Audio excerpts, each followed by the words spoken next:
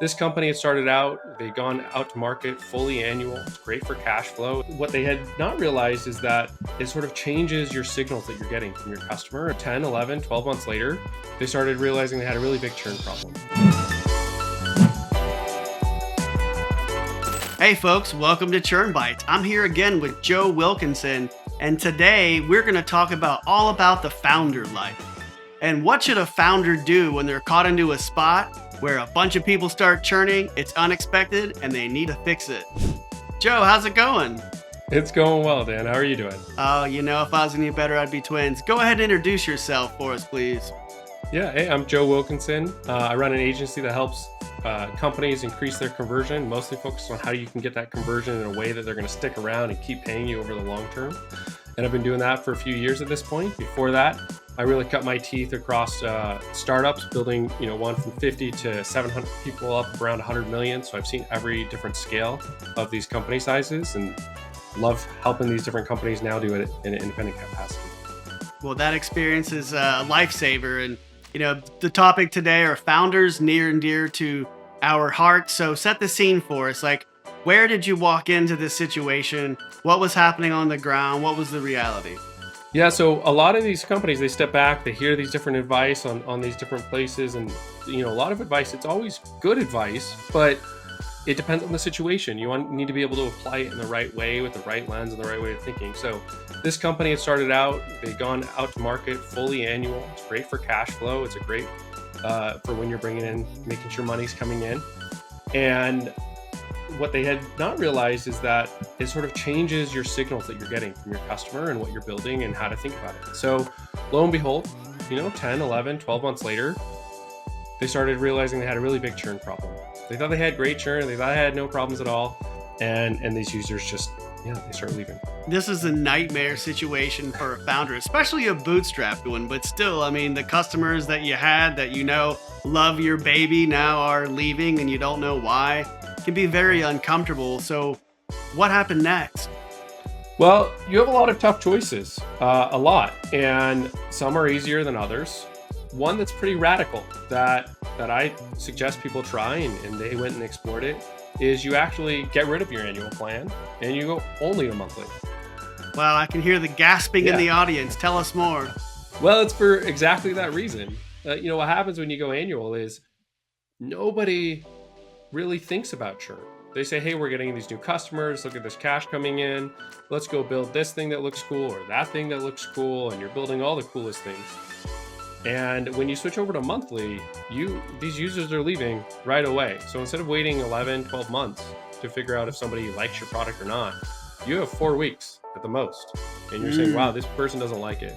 And that means your entire company is focused on this. Well, I think I see what you mean. So with the 12-month plan, the problems are there, but they don't really show up until way later, possibly long after you can do something about it. And so your advice here, which is a bit controversial, is to shorten up this feedback loop from 12 months to essentially 4 weeks, a month basically, so that if what you're doing is making a difference or it's not. That is a risky, bold strategy. So what happened? Yeah, you're exactly right. And it is risky. And you need to be able to make sure your business is in a place to handle it and sustain it. But you start getting these instant feedback. You can look and say, okay, now we know what we need to build. We know which customers are going to churn. Let's go talk to them. Let's go figure out what's happening. Let's build the things that's going to stick them around. Let's have sales sort of re-engineer to make sure that they're working with them in the right way. And you can get your churn to a much, much better place. I imagine that our sales partners would begin freaking out about how are they going to make their quota by playing this game. But once again, I can see the value in getting everyone to start focusing on what really matters, because it doesn't help to stack the deck full of people that are just going to leave in 12 months.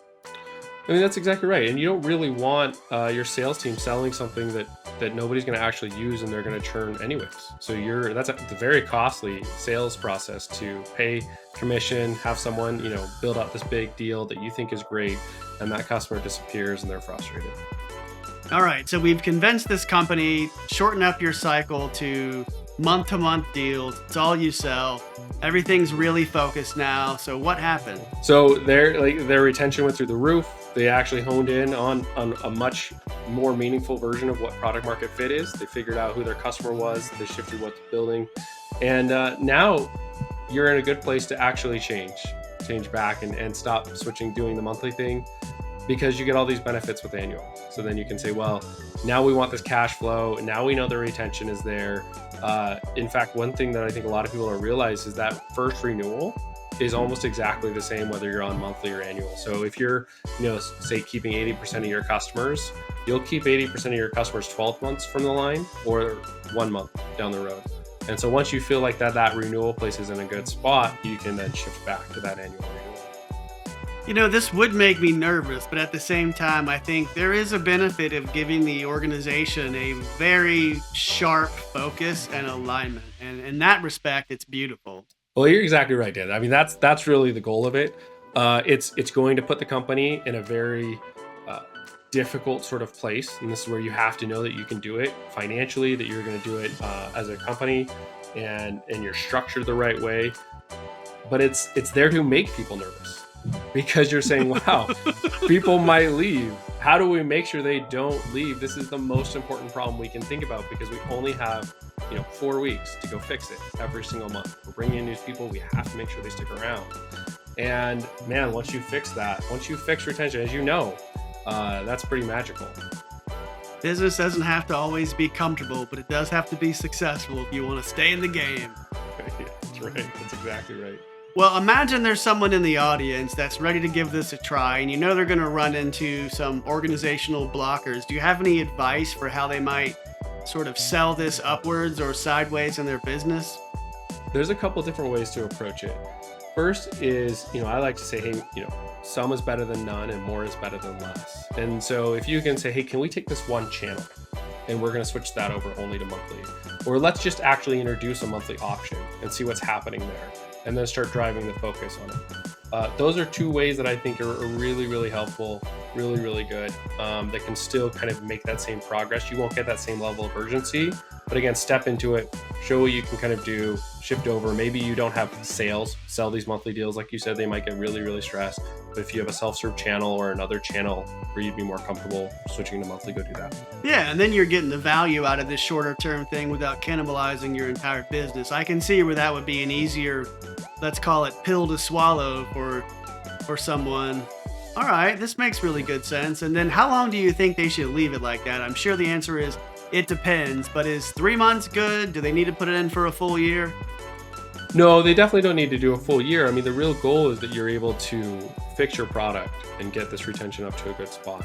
So the inputs there means that you need to have enough cycle time to ship new code, and that depends on your organization, how fast they're shipping, how fast they're making changes. And then you should be able to see at least one renewal, if not one or two. And so for really fast moving orgs, 3 months can be really good. For slower moving orgs, maybe you need 6-7 months, because you're going to take some time to ship. You're going to take some time to iterate and adjust.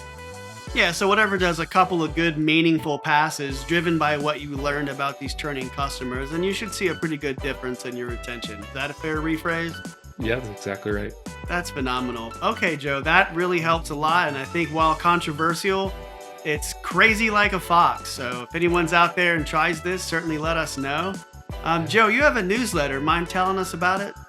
Yeah, so you can go to artisangrowthstrategies.com. You can sign up for my newsletter there, or you can go to artisanstrategies.substack.com and access it there as well.